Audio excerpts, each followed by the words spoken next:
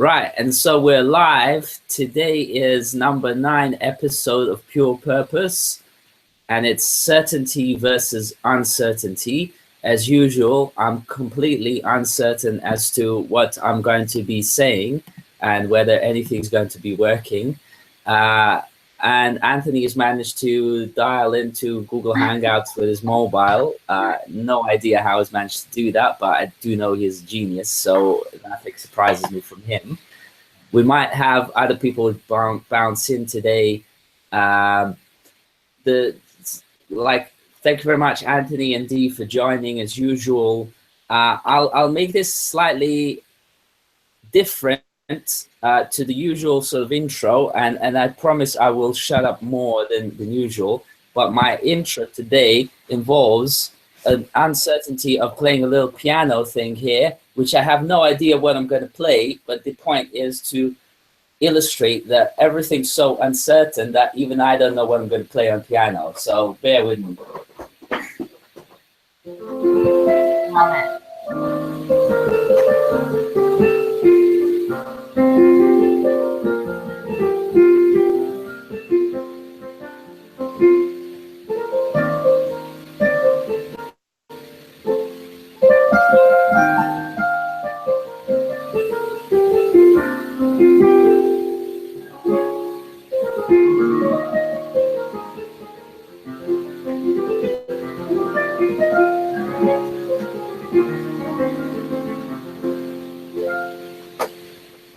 So I made loads of mistakes there, but and overall, my intention was kind of there, but about 95% of that was uncertain.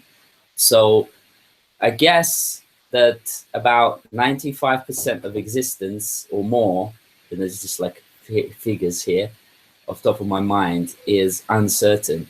What do you guys think? Anthony, go first, please, because you get extra points for like dialing in with mobile today. Awesome. I always like extra points. What do I think? Well, I've just been talking with my. You can hear me okay? All good. Yeah.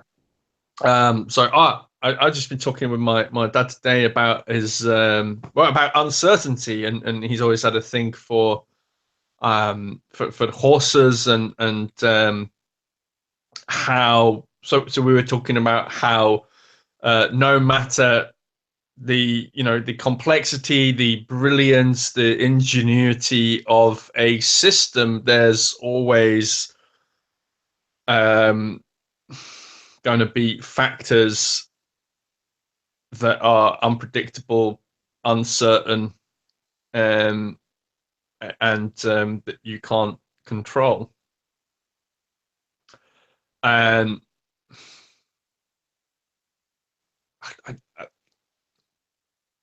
it's really interesting on so many levels, because again, what from a a sales point of view, it's often said, the thing that people buy is your certainty and confidence.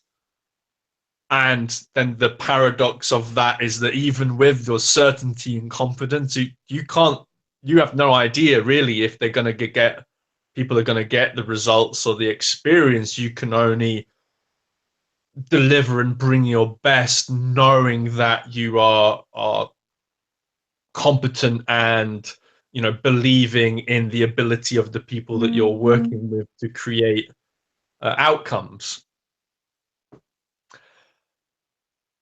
So it's a very interesting question of what, and then it comes back to this first principle, doesn't it? It's like the first principle of life, of movement towards self-actualization is starting from a place of I don't know anything. All right, D. What are things that are certain? Things that are certain is change. So that's always going to be a constant. And Anthony, I agree, most especially this week. So I'm going to piggyback off of what you just said and share a story in terms of, you know, we're all in the business of selling, right? I'm using air quotes, something, whether that's ourselves, our services, etc. And we know for an absolute fact that there's, Jason, I know you're going to appreciate this, that nothing is 100% guarantee, right? This week, I had invested in something in terms of monetary where, you know, they were just like, yes, this is an absolute certain that when you work with us, we're going to be able to provide this service, and then this is the absolute result that you're going to get. I was like, great, sold, because everyone else was telling me, you know, reality is that there's a lot of uncertainties, there's like slim chances, but this firm really did this whole guarantee, and I just knew better, right? I just absolutely knew better that not really possible. People are, you know, they have it embedded in their minds that they're certain about something. It's just like, all right, let's see how this goes. And knowing this, considering that I'm a firm believer that the unknown can pretty much be a really wonderful thing. You know, a lot of people who don't act because there's a lot of people who don't act because there's so many things that are uncertain, so they don't know where they're headed, right? And the wonderful thing about not knowing is that at that point and given point in time is that anything can really happen from this. So it might be good, it might be bad, but being open to finding out is where so many great experiences come from. So personally, I think it's a good philosophy to live by. So check this out. I just heard the word firm, and firm is another word for company or a business. It's also firm as in a firm, right? Like some level of certainty or solidity. It just kind of came to that realization right this moment. It's kind of like dual meaning of a word that kind of means business and something relatively certain. I think the idea of certainty and uncertainty really impacts the whole strategic thinking and developing strategies. And over the years, I've had this constant somewhat of an issue with sort of project management and program management, where, you know, people would be plotting 5-year plans on where the company is going to be and where we're all heading, etc. And I've always just kind of sat there and gone, like, none of you really have any ideas as to what's going to happen even tomorrow, let alone in 5 years. And like, even let's say just 5 years with my own self, but 5 years with a £450,000 corporation that operates worldwide. It's sometimes in areas where it's, you know, there's wars going on, there is political uncertainty, also economic uncertainty. You know, in many respects, right now, we can say that we live in incredibly uncertain times because there's so many constant changes that are happening, changes in what seemingly seem to be bad directions, like issues with financial system, issues with like each country wanted to close itself off so people can't travel. The economy is rocking everywhere. People seem to have more but be like less happy, etc. And last night I was watching a program from the World Economic Forum about the fourth industrial revolution, which was talking about how the kind of core currency of that whole age will be the well-being and wellness as the kind of measure of success. Okay. So it's not about having $1 trillion in your pocket and being a miserable old git. It's about being happy or joyful and well but that's it. So the better you are, the better you're feeling, the more successful you are. Anthony, please take it over. Well, oh, I've got a line from, you've just given me a line from Saul Williams now, which is it's an age of healing. Why not rhyme about what you're feeling or not be felt? Deal with the cards that you're dealt. And yeah, it's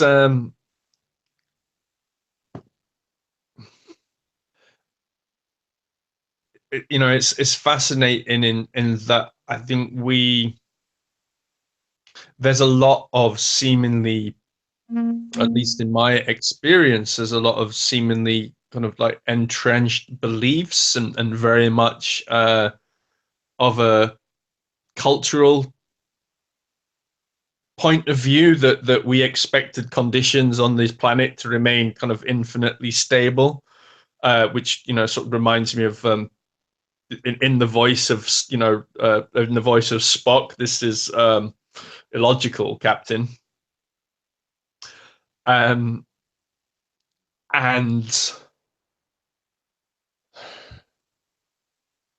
at the same time, and then I was thinking about what you said about Thurn, because again we have this brand, because so much is being written and spoken about brand now, and when you draw that back, what do you have?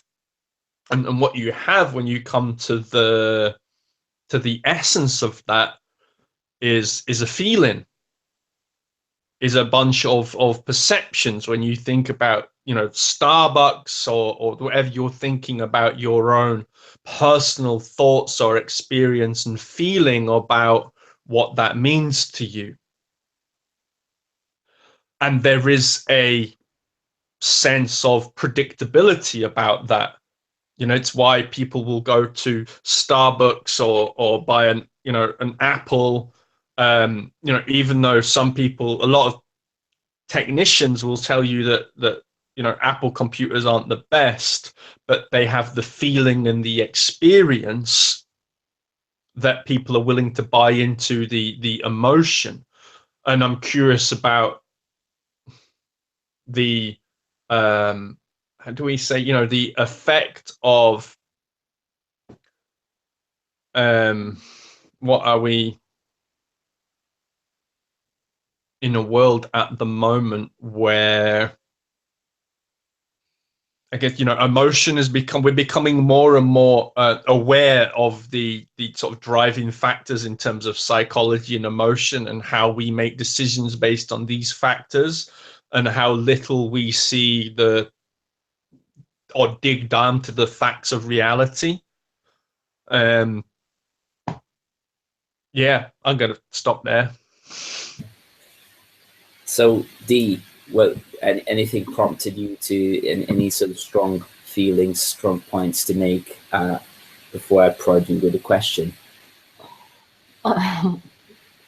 So I've been really thinking about the concept of the title of the show, certainty versus uncertainty, and it's always interesting to see how people react to certain things. And I think that's the best exercise into all of this, especially in terms of like uncertainty, is that when you're placed in a circumstance where it was completely unpredictable, what's our immediate reaction to all of this? And when I think of the word uncertainty, I think of like what Jason always likes to say, unknowns, and it's really regarding the entire environment around you itself, right? So it's like, so what can we do to be prepared for uncertainty? The truly unknowledgeable, unknowing events that each of us have to face. So two approaches to me seem very clear in this regard, and now there's like a certainty within an uncertainty, is that first being able to add capability and competency, like, you know, just to be really competent in the way that you respond to stuff, right? And then second is just really being more attuned to the forces that are really at work, and just understanding your environment, and just really owning the fact that you can control, you know, how you respond to everything around you. So, you know, overall, when there is uncertainty, it really shows how we react and respond to these unknowns. So I think it's just always key for me to be able to track and record, okay, how did I respond in this situation? How can I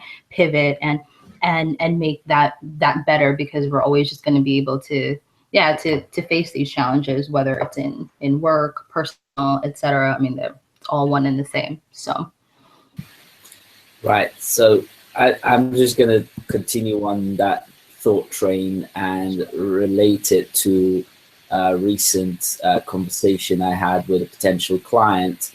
The company is in a sort of utility sector, which is not very often changing, and that in itself is obviously one of the big threats potentially to those companies, because as we know, you know, the disruption comes from these kind of like unseen angles, unforeseen angles. And so I was chatting there to two guys, UX designers, and they kept on asking me for like, you know, where is your evidence? Where's the evidence? Where's the evidence? And I kept on thinking, in context of design, the notion of evidence is very, very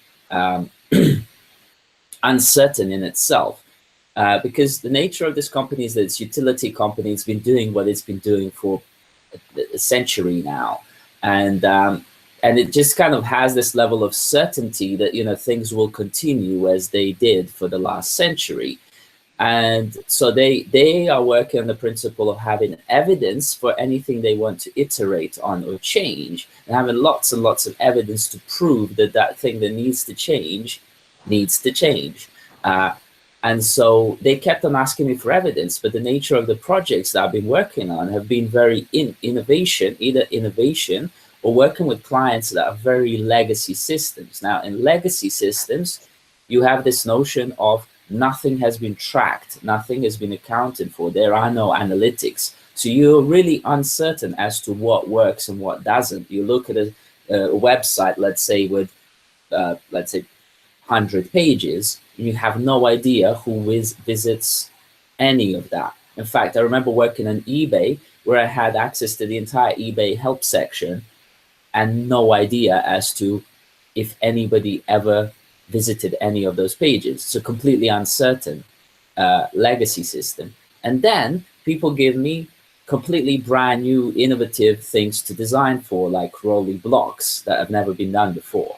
Again, complete uncertainty, because you have no idea whether people will use this or not.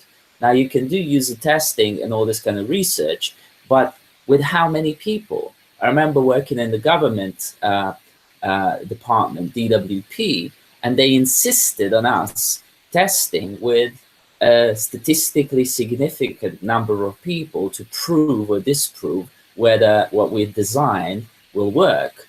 Now, what they then said, you have to test with 30 people in London, 30 people in Reading, 30 people in Leeds, 30 people in Manchester. It adds up to about 120 people. Now, 120 people is too much to test for what is a relatively simple service, because even within 3 or 4 people, you already know what the major issues are and you want to change it, but you can't, because like you have to finish with a test with 120 people and show that they all have the same issue. But that 120 people is too much to prove the issues with the pages, but it's too little for an overall captive audience of 12 million citizens in UK that are on some sort of benefit that DWP is servicing. So it was like kind of failure on one end and failure on the other end, but they wanted to be certain that the tests were proving or disproving a point. And I was just kind of scratching my head going there, like, these people have no idea what they're talking about. And also with the guys that were asking me for evidence for our designs, I was like, we at least start for the first good few months with absolutely no evidence. And as a designer, you have to make decisions on which direction to head into and continue making decisions even without any evidence, even without any data, even without any proof. Why? Because you're exploring new grounds. You're looking for new things. You have certain level of intuition that drives you towards what is good for the humanity and people at large, etc. Anthony, please continue. Wow, that's fascinating.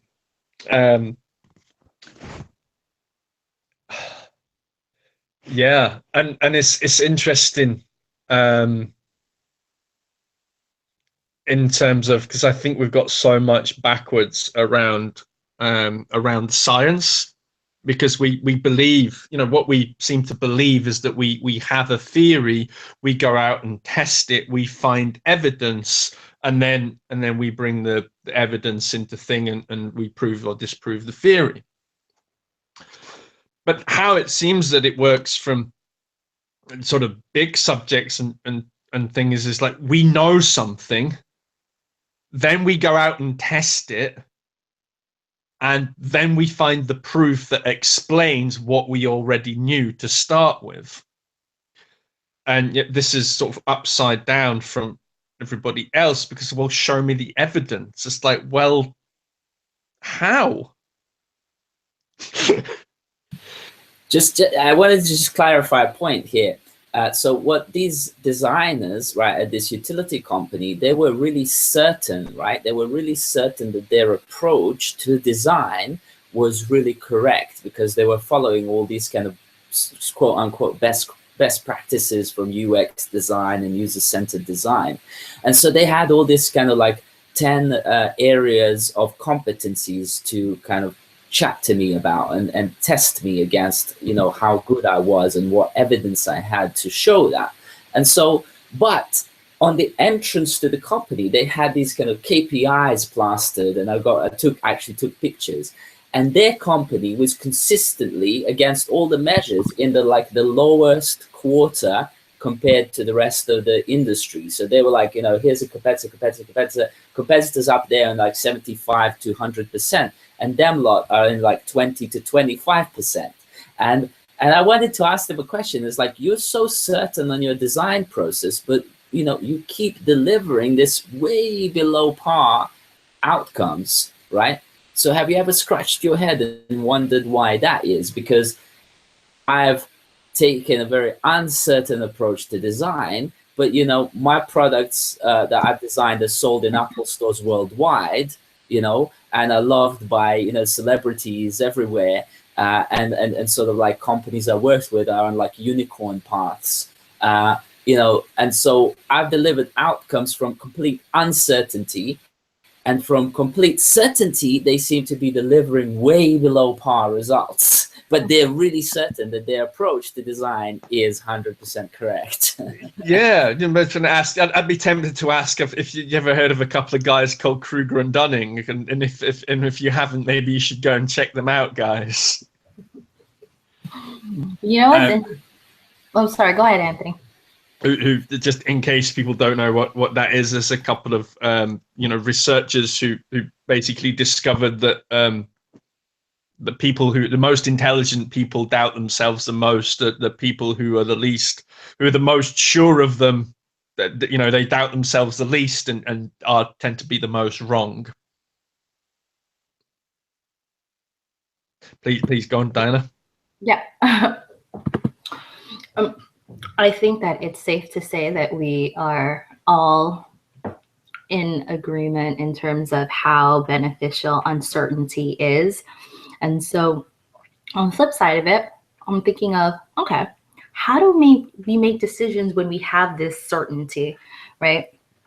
And so what I was thinking is that, examples of certainty include the need to meet customers, contracts or regulatory requirements, right? So the outcomes, or I could even say in this case, the consequences are known to you, are known to us really, should we fail to comply, right? So when we're faced with certainty in outcomes, I think that really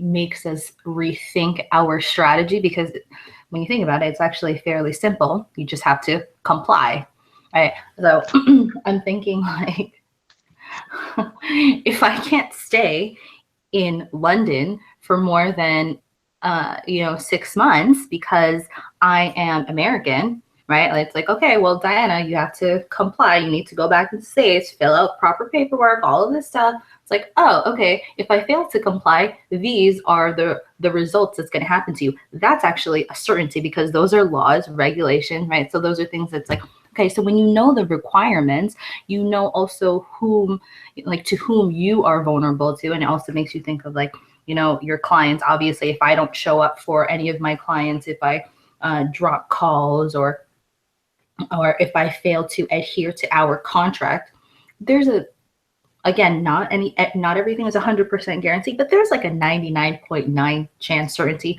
that my client's going to be very unhappy, want to ask for a refund, right? So failing to meet these requirements, whether it's on paper, delivery time, or whatever, or to submit any mandatory things that are contractual, right? It's known to have consequences. I think that's a certainty of it, is like these negative consequences for your business, for any future relationships with any party involved. So, based off of this scenario of certainties, so now we're calling uncertainties unknown unknowns, and now certainties these known knowns. So what do you guys think of that? So to me, it seems as though it's much easier to certainly predict the negative outcomes. So like I know that if I set fire to myself in an like in an open environment, right?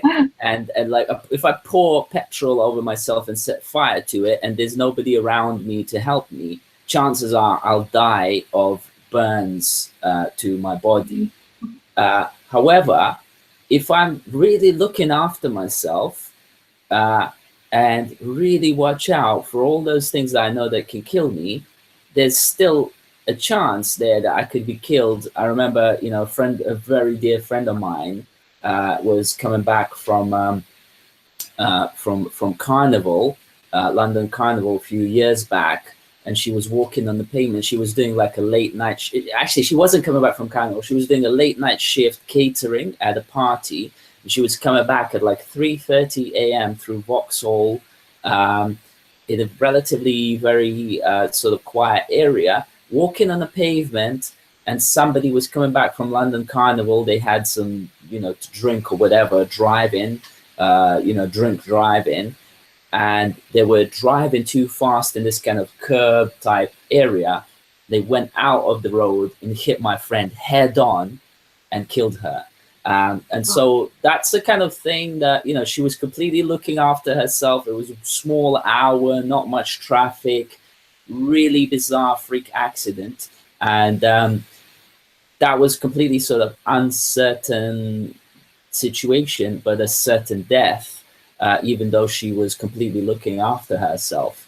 And so what seems to be the case is that these bad outcomes seem to be quite easily predictable, even though, like, let's say if I follow all the guidelines and rules and best practices and be the best possible person I can and service my clients, there is still a possibility that those clients will say, thank you so much for your services, but I just don't want to use you anymore, right?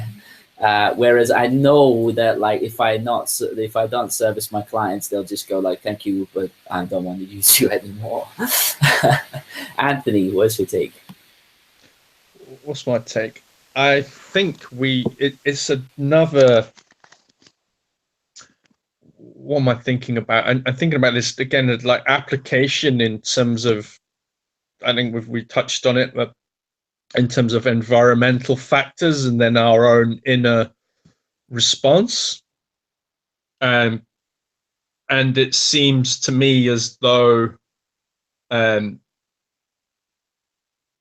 things we can practice and develop and train is the fact, the simple fact that the only thing we have certainty over or control over is our response in any given situation, which is, the freedom that we have.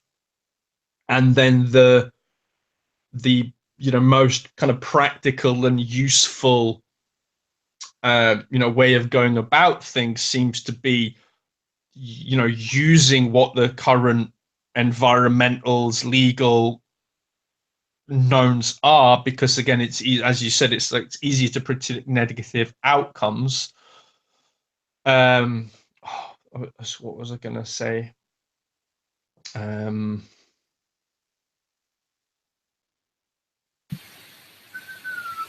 Probably something around doing our best. We can do our best, but can't guarantee that it's going to lead to a positive outcome. No. There you go. I couldn't even predict what you were thinking. Yeah. Uncertain.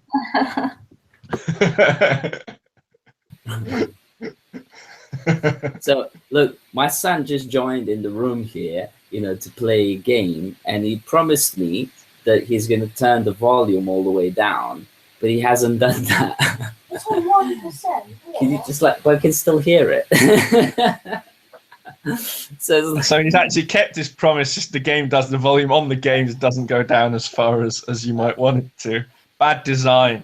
Eddie, do you want to jump in and tell us what is certain and what's uncertain in life?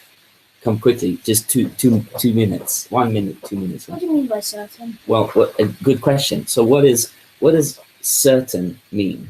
What is certain in life? Well, certain means something definitely, Mm-hmm. and then uncertain means something that's not definitely. Okay. And so what is certain in life?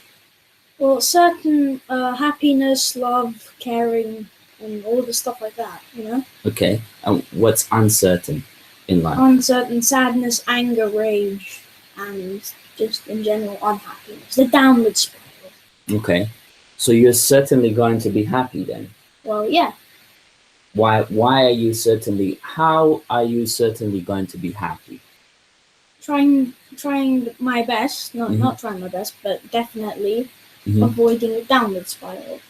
Avoiding the downward spiral. Mm-hmm. How do you avoid the downward spiral? Well, if someone ticks you off, you always got to kind of compose yourself and control yourself. Okay. To make it certain that you're happy. Yes. Yeah. So let's say if I was just to start telling you that you're an idiot and that you know nothing and so on. I get angry, but then I kind of stop myself and compose myself. Okay. And then compose my thoughts. Okay. Why would you get angry?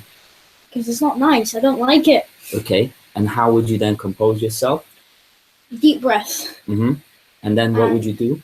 And then I just sit down, talk to you about this. Okay. And why would I call you an idiot or stupid? You're probably acting dumb or something. You're acting dumb. Yes. Okay. Or maybe I'm acting dumb. Maybe. But okay, so how can you be certain of all these things that you just said to me?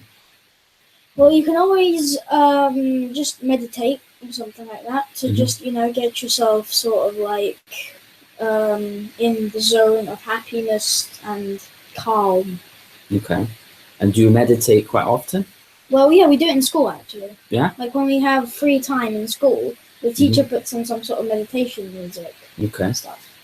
And you sit quietly. Anything else you want to say on certainty versus uncertainty? Always try and be certain. Be certain about something, Got to be happy, got to be good, And How can we be certain though? it's by making sure something is in your capability of doing something. Okay. And So- if you're uncertain, you're not really sure if you can do it or can't do it. Okay. All right. Thank you so much. I think he just kind of wrapped it up for us there. Dee, what do you think? He sure did. I think that he did. He totally wrapped it up. So I'm just going to say this part in terms of uncertainty, since the last topic that I spoke on was certainty. And I really do like to highlight a lot of these advantages of uncertainty as just a really good even mindset practice for me.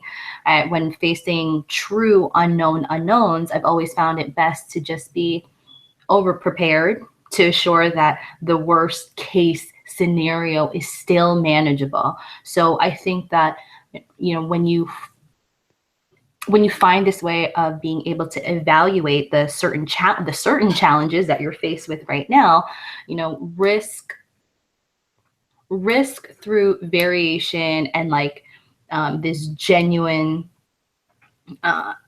even need to muddle through all of this. It's just helpful in management practice. So I see a lot of the great benefits of uncertainty and how it can really help shape us and just make any environment or situation or circumstance we're in more than we had wanted it to be anyway. So that's what I'll end off on.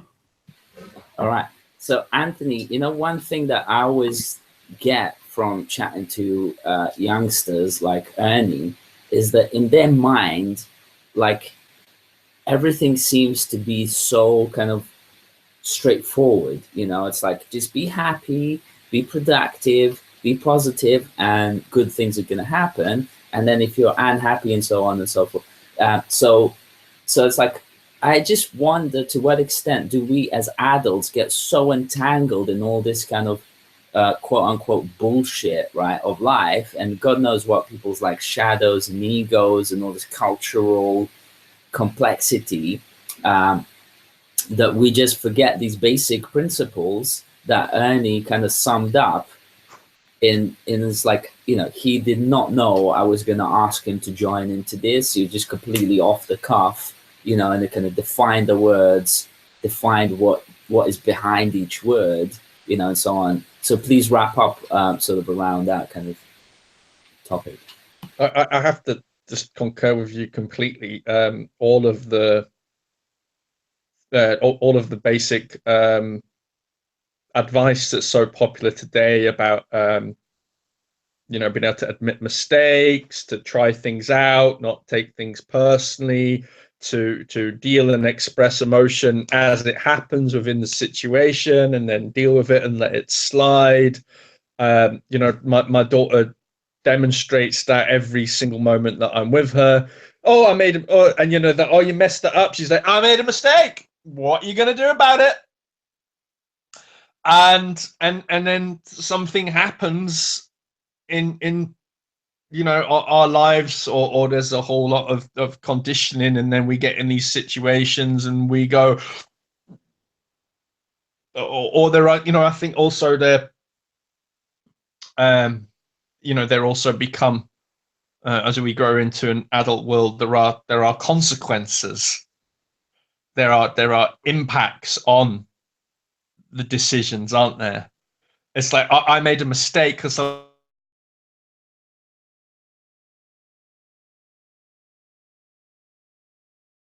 Has he frozen under like the most important moment? That was